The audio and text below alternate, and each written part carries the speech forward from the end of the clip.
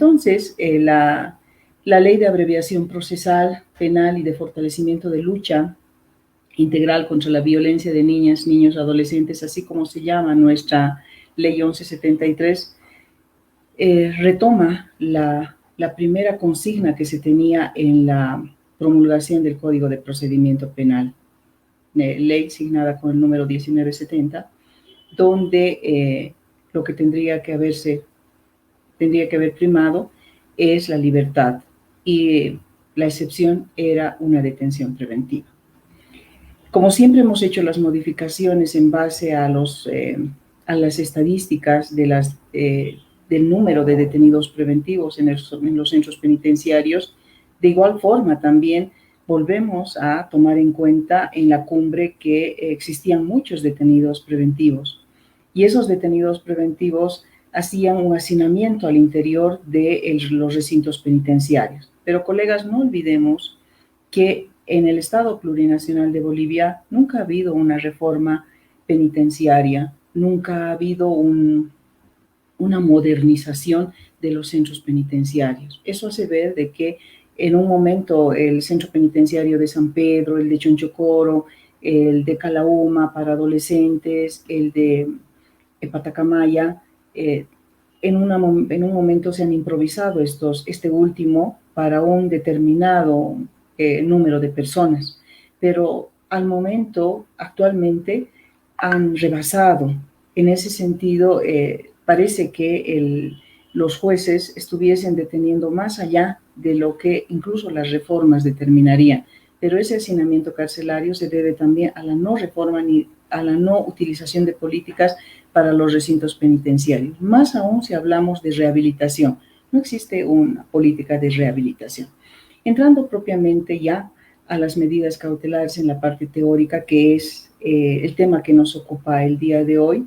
El próximo viernes estamos con la parte práctica de las medidas cautelares y ustedes ya tendrán en ese momento la pregunta que sí estamos llevando de esa forma la parte práctica y si ustedes también intervienen de esa forma en esa practicidad que la Ley 1173 ha determinado en relación a la modificación de medidas cautelares. Entonces empezamos que partimos de la Constitución Política del Estado, que en un Estado constitucionalizado, necesariamente cuando una ley contradice a las normas de la Constitución, se aplica la Constitución.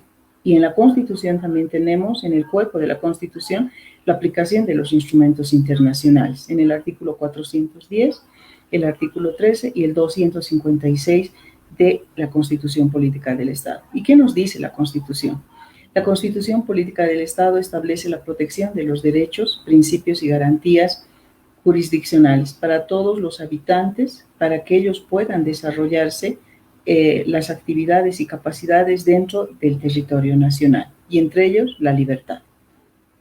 Hablando de una situación carcelaria que ha modificado hasta el presente, el Ministerio Público para la modificación de la Ley 1970 y la introducción de la última Ley 1173 para esta modificación habría establecido que en los centros penitenciarios, para ese momento de hace 2 años, se estableció que los detenidos preventivos en los centros penitenciarios eran más de 19.695, ¿no? Eso hace ver que entre sentenciados solamente teníamos 7.666 y los detenidos preventivos estaban entre 12.029 de detenidos preventivos en los centros carcelarios. Entonces tenía que haber una forma de descongestión en relación a estos ciudadanos y a las salidas alternativas no habrían cobrado vigencia, no habrían satisfecho en cuanto a las estadísticas hasta ese momento, pese que en varias etapas de descongestión habríamos logrado también un gran número de personas que habrían logrado salir de los recintos penitenciarios, tanto por el Ministerio Público como por el órgano jurisdiccional, en suspensión condicional del proceso, suspensiones condicionales de pena cuando hay un procedimiento abreviado. Incluso se habrían hecho criterios de oportunidad reglada una vez que ellos habrían ingresado a los centros penitenciarios. Pero aún así teníamos esa cifra. lo que nos ha llevado a establecer de que el sistema judicial no estaba cumpliendo con con que estos ciudadanos puedan lograr una sentencia o puedan ingresar a un juicio. En ese sentido, se tiene de que lo primero en la práctica o en la teoría, ¿quién tiene el monopolio de la investigación? Y en este caso, el único que tiene el monopolio de la investigación, colegas, es el Ministerio Público. El órgano jurisdiccional es aquel que controla las garantías tanto para la víctima, para el Ministerio Público y para el imputado. Pero el único que investiga es el Ministerio Público con su brazo operativo, que viene a ser en este caso la policía. La policía es que coadyuva al Ministerio Público en la investigación. Sucede un hecho y este hecho está dentro del tráfico jurídico, entonces surge la competencia del Ministerio Público para investigar este hecho en el Estado plurinacional. No existe ningún órgano más que pueda investigar estos hechos y pueda directamente aperturar un proceso en relación a una investigación. Entonces, aclarada esta situación que ya la tenemos también nosotros, no podemos ya en esta etapa de que ya hemos transcurrido el cambio del sistema inquisitivo al sistema oral, poder todavía considerar que algún otro órgano pueda iniciar un proceso investigativo. Como el ejemplo contrario, que algún otro órgano pueda imponer alguna medida cautelar de carácter personal a una persona. Anteriormente de la ley 1173 se veía que el Ministerio Público imponía medidas sustitutivas sin llegar a una imputación. ¿Era un hecho irregular? Sí. Y por eso se activaba el instituto de la actividad procesal defectuosa, con lo que los jueces reponían. Entonces, aclarada cómo está esta situación, que ningún otro órgano del Estado que no sea el Ministerio Público es el único que puede aperturar un proceso en la etapa preliminar, y también el mismo puede cerrar con un rechazo esta etapa preliminar o puede proceder a una imputación, y alternativamente con una imputación puede irse a una salida alternativa. Ahora, ¿qué es lo que se busca con una medida cautelar? ¿Qué es lo que pretende el Ministerio Público, el órgano jurisdiccional, con una medida cautelar?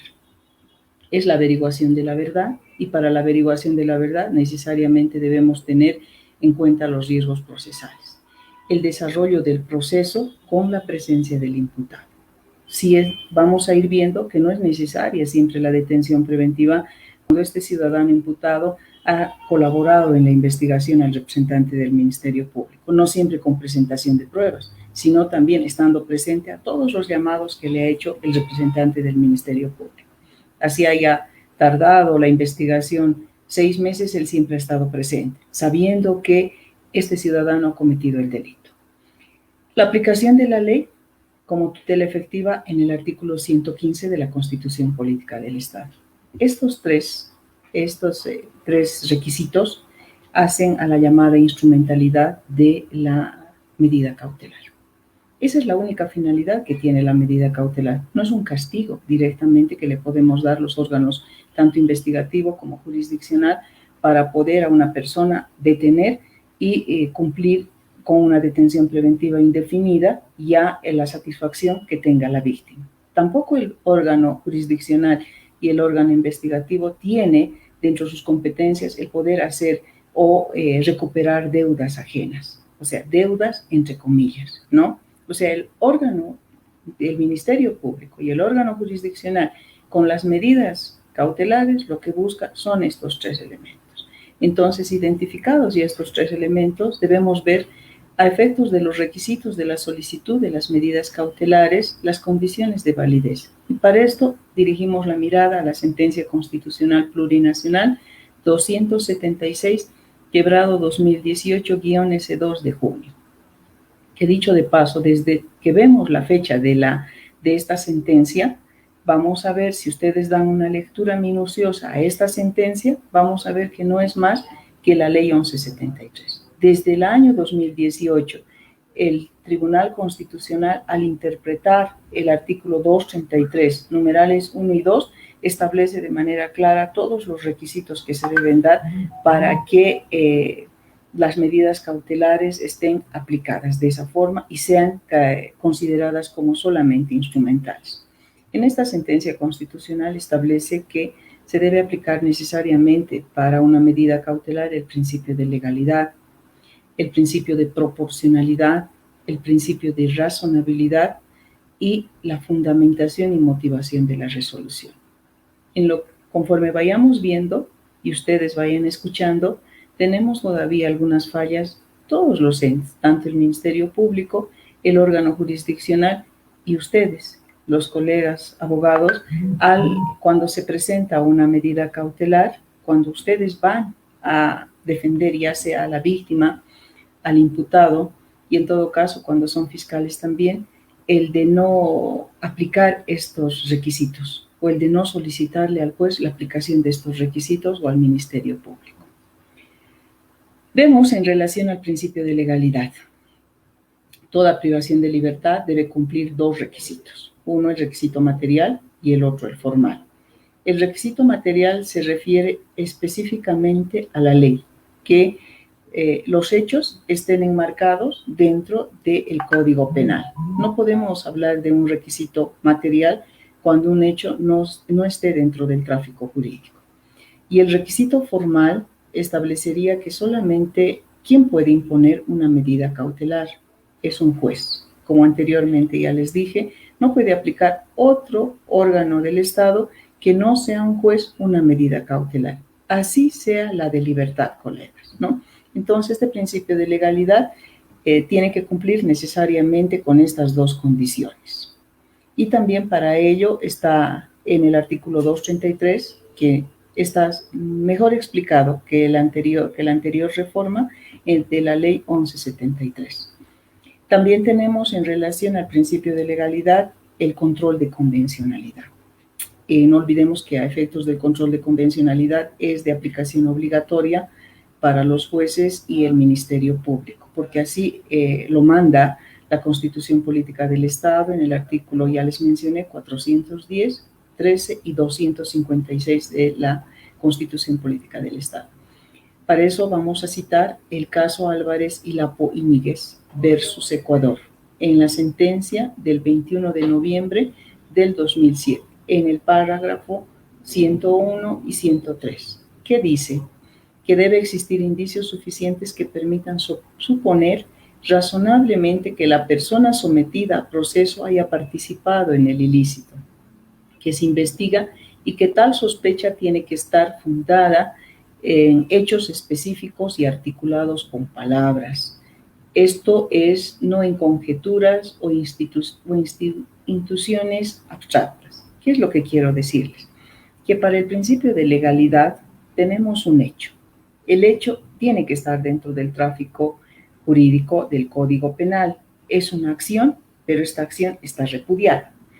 Pero de nada nos sirve que tengamos un hecho, que tengamos una acción penalizada, pero que una persona no haya participado en ese hecho. Entonces, lo que tenemos que demostrar nosotros que esa persona sí ha participado en ese hecho. Porque si no, estamos llevando a una imputación o estamos llevando una medida cautelar sin que ese ciudadano haya participado en ese hecho, ¿no? Y para eso tenemos que probar el requisito formal y el requisito material en relación al primer requisito que se tiene de validez para una medida cautelar, que sería la legalidad. Entonces, lo primero que debemos observar es el evento. En el lado que nos encontremos, ya les dije, en la posición que estemos de fiscales, estemos de abogados de la defensa, estemos abogados del imputado. Esa es una parte muy fundamental que debemos ver. El primer punto para que el juez pueda analizar el artículo 233 en su numeral 1, la probabilidad de autoría, ¿no? Igual, la Corte Europea ha establecido en relación a este requisito la referencia a sospechas razonables, fundadas en hechos o información capaces de persuadir a un observador objetivo de que el encausado pudo haber cometido esa infracción. O sea, vean, tanto el control de convencionalidad en la Corte Interamericana y la Corte Europea establecen sospechas en la medida cautelar.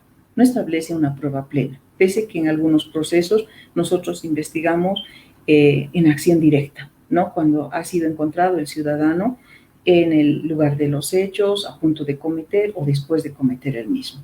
Pero no debemos, dice también, establecer esta primera parte del artículo 233, numeral 1, con solamente conjeturas. Tenemos que tener alguna evidencia. No podemos exigir también prueba plena. Ustedes ya saben en qué momento se exige ese elemento.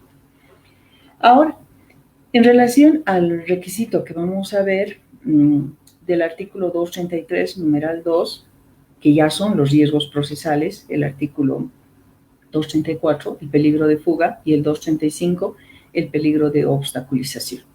Establece que estos dos requisitos no siempre tienen que ir de forma conjunta. O sea, y dice o, tampoco pueden ir todos los numerales del artículo 234 ni todos los numerales del artículo 235. Pueden ser uno o dos, ¿no? Pero también vamos a ver en la parte práctica cómo es lo que vamos a ir desarrollando cuando ingresen estos requisitos. Aún la ley 1173 establece de manera clara cuando ingresen riesgos procesales y tenemos el artículo 233, numeral 1, cuando hagamos el test de proporcionalidad, puede ser que el juez, aún teniendo todos estos requisitos, no proceda a una detención preventiva, colegas, por el test de proporcionalidad, la necesidad, la proporcionalidad para mantener detenido a un ciudadano. Y esto también lo tenemos en la jurisprudencia antes mencionada de la sentencia constitucional plurinacional 276, quebrado 2018-S2 de junio, ¿no? Ahora, veamos el principio de proporcionalidad. ¿A qué nos referimos con el principio de proporcionalidad? Esta restricción debe atender a un propósito útil y oportuno, que la torne necesaria para satisfacer un interés público imperativo y sea proporcional a ese objetivo. Un interés que vaya necesariamente a cumplir el fin instrumental de las medidas cautelares. Cuando haya varias opciones y para alcanzar ese fin debe escogerse la menos restrictiva, la menos dañina, la menos que pueda afectar a la familia, al Estado, ¿no? La aplicación de este principio en materia de detención preventiva implica que el juez analice si el objetivo que se persigue con la restricción de la libertad realmente compensa los sacrificios que la misma comporta para los titulares del derecho y la sociedad. A ver, respecto a esto, un ejemplo, el principio de proporcionalidad. Cuando vemos que hay una detención preventiva, ya una medida cautelar, y vamos a detener en relación a una pareja de esposos, ¿ya? Y aparentemente los dos han cometido el hecho. Por el principio de proporcionalidad, deberemos preguntarnos entre nosotros a quién debemos proceder a una detención preventiva en centro cerrado y quién deberá estar en una detención domiciliaria, incluso con una libertad solamente con medidas cautelares de carácter personal. Este principio de proporcionalidad es muy importante para el examen directamente de la detención preventiva, ¿no? En este caso, exige al abogado de la defensa, incluso al Ministerio Público, a que ellos puedan proceder a la detención preventiva después de este examen, ¿ya? Es por eso también que cuando tratamos de medidas cautelares, que la víctima es una mujer, un menor de edad, un sujeto que está clasificado dentro del sector vulnerable, que es un adulto mayor, siempre vamos a hacer uso de la Constitución Política del Estado, incluso cuando este ciudadano esté en el lado de la parte imputada, para efectos de no proceder a la detención preventiva, ¿no? Entonces, en ese sentido, colegas, hay que analizar para este principio de proporcionalidad necesariamente que no sea desproporcional a la medida que vamos a buscar. En relación a esta solicitud, podemos hacer de que la esposa pueda estar en libertad, ¿no? Y el esposo pueda estar con una detención preventiva. Pero siempre en los cursos, algunos de los estudiantes preguntan, ¿no? ¿Pero qué pasa si el padre es el que el que es el que otorga la economía y la madre no. Y a ella la vamos a dejar en detención domiciliaria.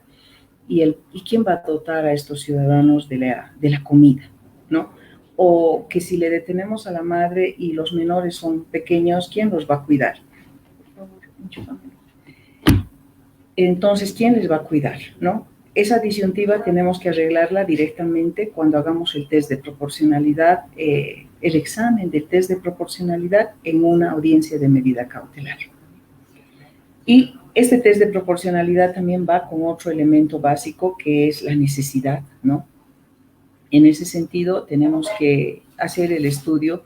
Ahora, ustedes preguntarán, ¿quién tiene que hacer este estudio de proporcionalidad? ¿Lo tendrá que hacer necesariamente el Ministerio Público? No, colegas, porque el Ministerio Público lo que más va a buscar es la detención preventiva de este ciudadano, ¿no? ¿Lo tendrá que hacer la víctima? No, no lo va a hacer la víctima, porque la víctima está yendo a buscar una satisfacción y su satisfacción en ese momento es la detención preventiva de este ciudadano. Por lo menos es amedrentar con esta detención preventiva a la parte imputada. Lo tendrá que hacer entonces el abogado de la defensa del imputado, necesariamente. ¿Lo tendrá que hacer el juez? Sí lo va a hacer cuando se trate de los sectores vulnerables, cuando se trate de mujeres, cuando se trate de menores. Está obligado, lo va a hacer. Pero cuando esté de la parte imputada, ya será el abogado de la defensa que necesariamente tendrá que introducir para que el juez también quede obligado a introducir esta su fundamentación en su resolución.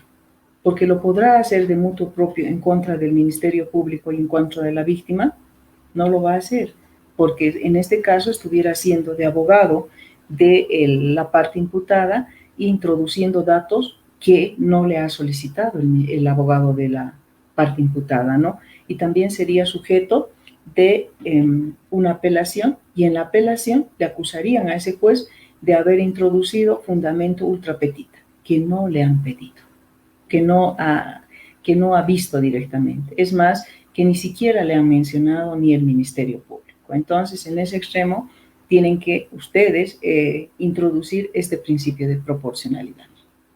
Ahora también, en el control de convencionalidad, vamos a ver nuevamente en el principio de proporcionalidad la sentencia de Chaparro Álvarez y Lapo Íñiguez versus Ecuador. En la sentencia antes mencionada, que establece también este principio de proporcionalidad. Y también tenemos una sentencia, el Fondo de Reparaciones en el caso de la señora Andrade Salmón contra Bolivia, ¿no? La cual cuando ha ido acudido al organismo internacional, ha determinado en contra Bolivia que no podemos sostener nosotros unas medidas sustitutivas en ese entonces de largo alcance. ¿Qué quiere decir eso? Que cuando la señora Salmón ha estado en un proceso, se habría determinado medidas sustitutivas de arraigo, y el arraigo habría pasado ya muchos años, ¿no? Entonces también es una forma de restringir el derecho a la libertad. Entonces esta sentencia de excepciones preliminares del Fondo de Reparación establecen en este caso de que la medida cautelar tiene que ser establecidas con criterios no de nunca acabar. O sea, tiene que tener un momento de aplicación, también un momento de que habrían cumplido esa finalidad, incluso las medidas cautelares de carácter personal. Entonces, teniendo nosotros ya una sentencia en contra Bolivia, y no se olviden el principio de repetición también que está consagrado en la Constitución Política del Estado, aquel quien desoye este tipo de fallos, entonces es también acusado en cuanto a alguna reparación ese ciudadano que ha ejecutado. Estamos hablando en este caso del Ministerio Público, el órgano jurisdiccional, porque son funcionarios públicos de la Administración de Justicia que ellos necesariamente tendrán que ir a la repetición con el Estado. Entonces, la necesidad de su imposición en el sentido de que sean absolutamente indispensables de seguir el fin deseado y que no exista una medida menos gravosa respecto al derecho y toda aquella que cuenta con la misma idoneidad para alcanzar el objetivo propuesto, que sean medidas que resulten estrictamente proporcionales, de tal forma que el derecho no resulte exagerado o desmedido frente a las ventajas que tiene mediante tal restricción y el cumplimiento de la finalidad perseguida. Ustedes han debido ver ya en muchos fallos de medidas cautelares, aún existiendo el artículo 233, numeral 1, la probabilidad de la autoría, el 234 o el 235 en relación a riesgos procesales, los jueces determinan medidas cautelares de carácter personal por el principio de proporcionalidad, necesidad y legalidad, ¿no? Entonces, y cuando apelan, vamos a ver en el momento de los recursos, cuando apelan, el agravio es de los abogados directamente a que si existen los dos riesgos procesales, ¿por qué no procede la medida cautelar? Porque ha cambiado el sistema de aplicación de la medida cautelar. Ya no es matemática, colegas, ya no es 233, 1 más 2 igual detención preventiva. Sino aquí estamos hablando ya del principio de proporcionalidad, que si el juez ve en toda la etapa de la investigación y más aún para la medida cautelar, no existe ningún riesgo o alguna necesidad de que este ciudadano no pueda estar presente en la medida cautelar, que sea la etapa preparatoria y de los recursos y del juicio, entonces no hay necesidad de una detención preventiva, sino aplicar una medida cautelar de carácter personal, la cual necesariamente va a conducir de que este ciudadano va a estar presente en todas estas etapas.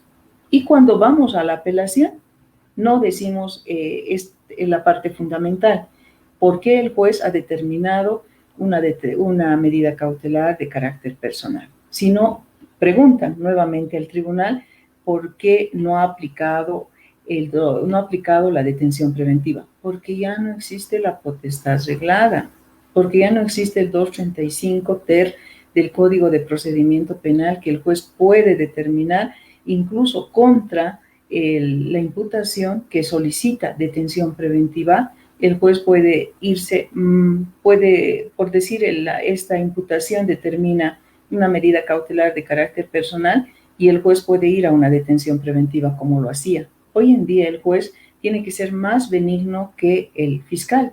En todo caso, si ve que este principio de proporcionalidad ha sido debidamente fundamentado por el abogado, el juez va a aplicar el mismo. Y cuando vayan en apelación y ustedes no hacen un agravio en relación a ese fundamento, no existe ningún nexo de agravio de esa resolución con la libertad del imputado.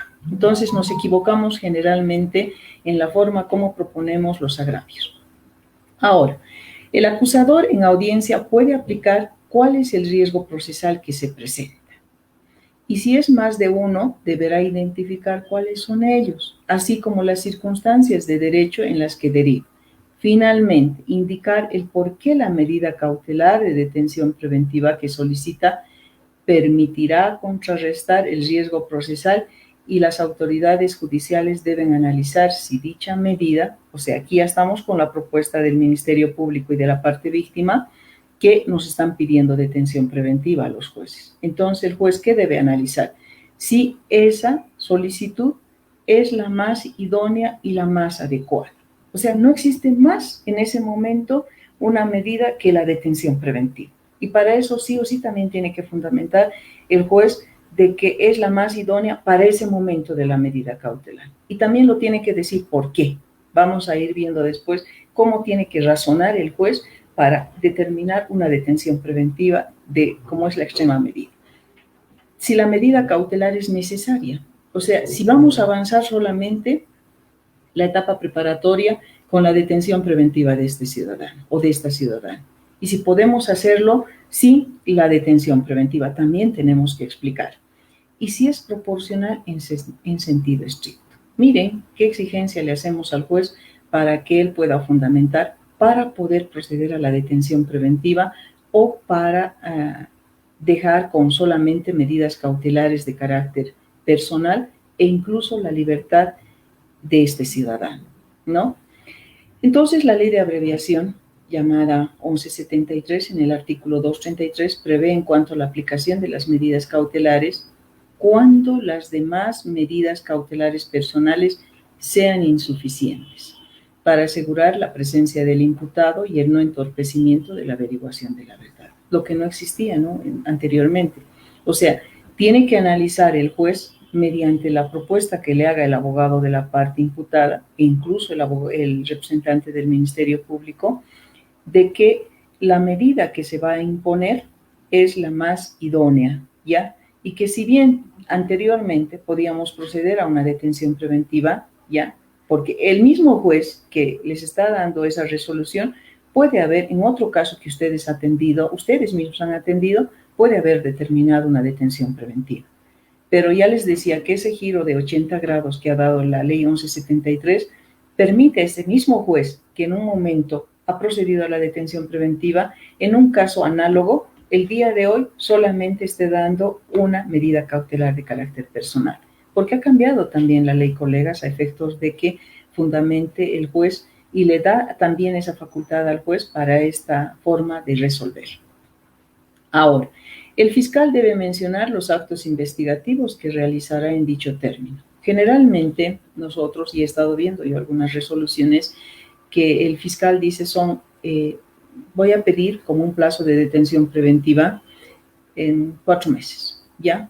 Pero no solamente es el tiempo, sino lo que él también tiene que decirnos qué elementos de prueba va a elaborar en esos 4 meses y cómo va a perjudicar el imputado a la obtención de esos elementos de prueba.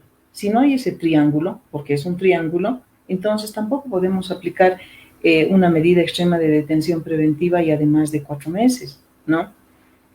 No podría el fiscal decirnos, ya que usted ha determinado ya que hay riesgos procesales, entonces sí o sí tiene que haber una detención preventiva de 4 meses.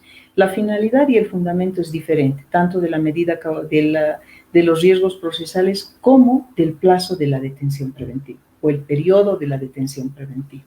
Entonces, eso también lo vamos a ver en la práctica de manera más clara que la teórica. Veamos ahora el tercer principio, el principio de razonabilidad. Hemos visto el de legalidad, hemos visto el de proporcionalidad, muy importante, y el nexo que le hace es el de razonabilidad. Este principio de razonabilidad se ha consagrado también en la Convención Americana en el artículo 7.5 de Derechos Humanos.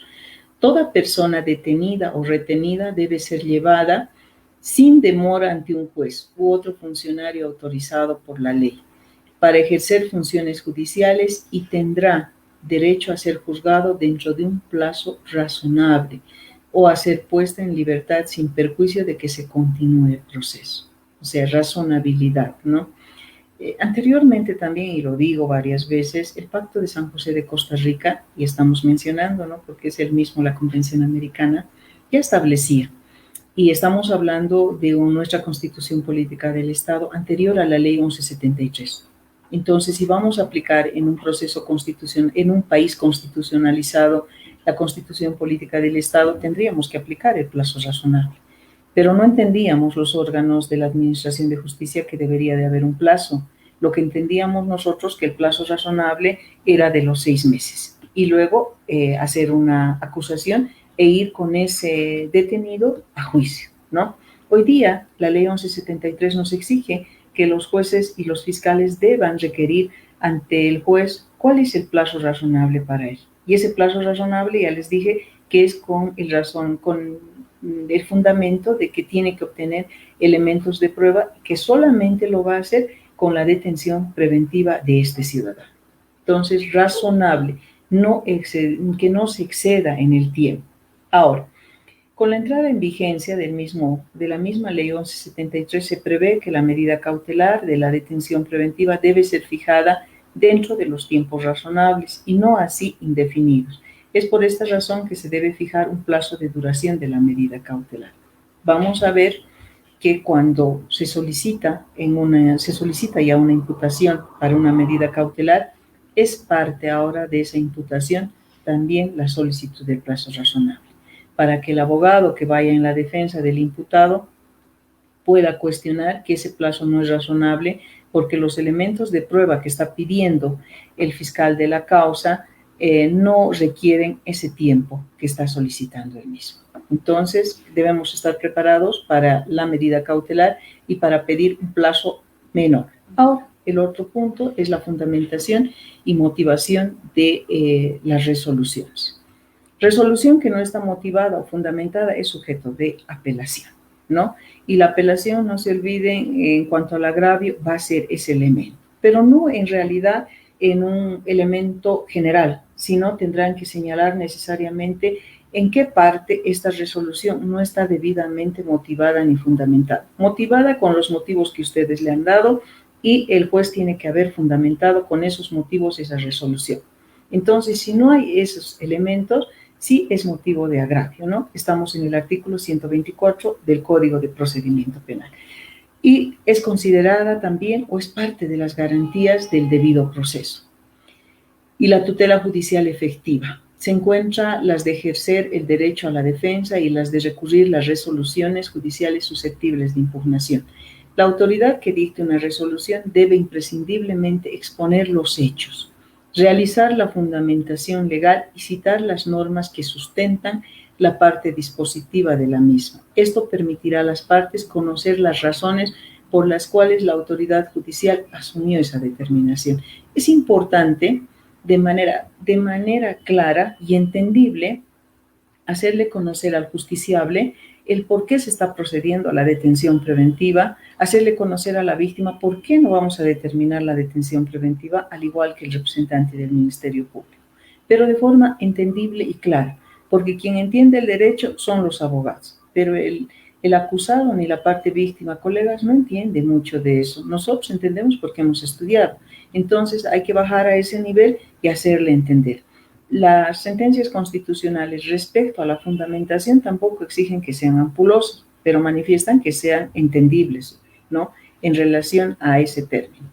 También tenemos para este punto la sentencia constitucional plurinacional 1234, quebrado 2017-S1 del 28 de diciembre del año 2017, la cual establece que la motivación no implica la exposición ampulosa de consideraciones y citas legales, sino que exige una estructura de forma y de fondo, pudiendo ser concisa pero clara y satisfacer todos los puntos demandados, debiendo expresar las convicciones determinativas que justifiquen razonablemente su decisión, en cuyo caso las normas del debido proceso se tendrán por fielmente cumplidas.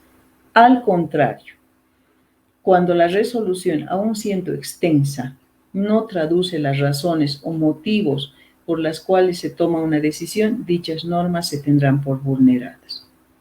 Entendido este texto, se tiene que sí, aún sea, no se dice que está muy bien fundamentada una resolución por el número de fojas que tenga esa resolución, sino por el hecho de que se explique al justiciable de manera clara los fundamentos que ellos mismos han introducido para hacerles saber el hecho que se les juzga y el por qué se procede a una eventual detención de extrema medida o también de una libertad.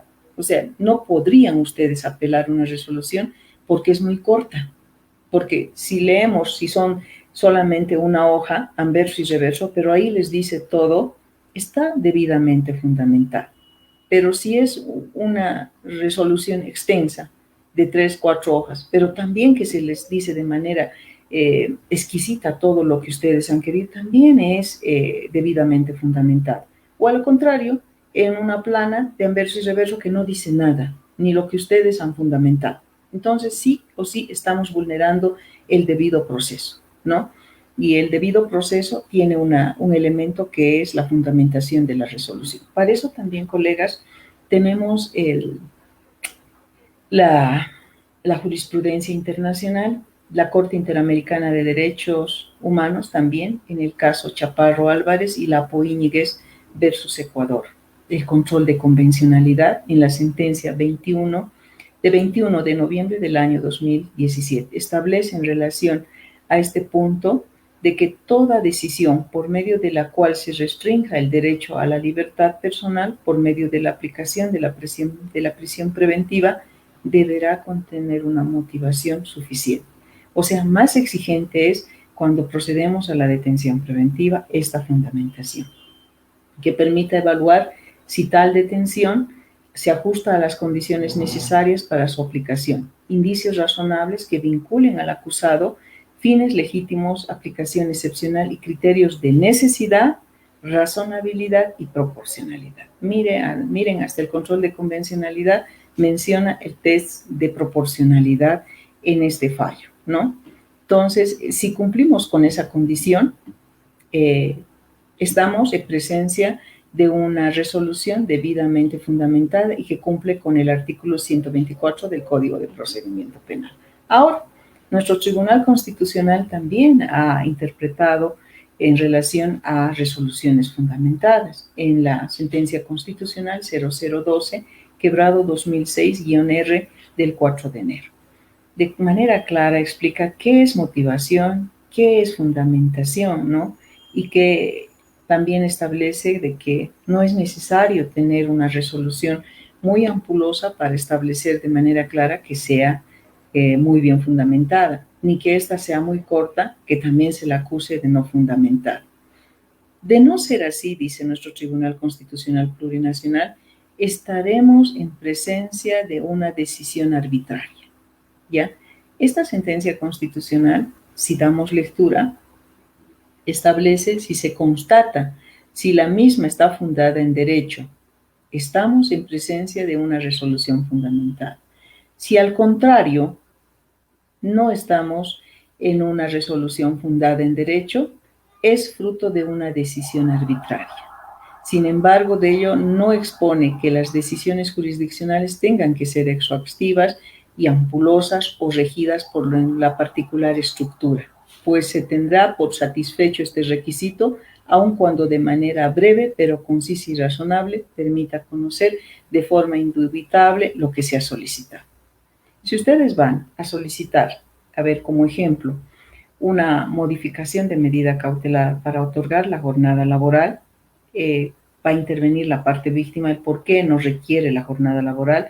De igual forma, el representante del Ministerio Público, cuando le toque al juez determinar, va necesariamente a irse a la Constitución Política del Estado, la necesidad que tiene esa ciudadana o ciudadano de ir a una jornada laboral, el tiempo que está ya con detención domiciliaria, entonces el haber demostrado en la medida cautelar un trabajo y con esos elementos va a determinar que sí es prudente la jornada laboral. Miren, de manera rápida determinamos con todos estos engranajes de que es posible el día de hoy otorgar la jornada laboral. ¿Podrían apelar? Sí, pero cuando apelen, porque es un derecho que tienen constitucional a la impugnación, cuando apelen, necesariamente el tribunal de alzada van a tener que ustedes demostrar cuál es el agravio. Y si se van al agravio de la fundamentación, seguro que el tribunal de alzada les va a decir, pero está clara la resolución, ha aplicado la Constitución Política del Estado, ha determinado que en la medida cautelar este ciudadano tenía trabajo y por la detención domiciliaria no ha podido, que tiene necesidad del día de hoy poder cumplir con ese trabajo y tiene el horario y ha estado ya con el plazo razonable de esta detención preventiva. Entonces, prudente que siga trabajando y en la noche cumpla esa detención domiciliaria. Entonces, estamos, miren, en un simple ejemplo hemos dado a conocer toda la fundamentación que le podemos dar.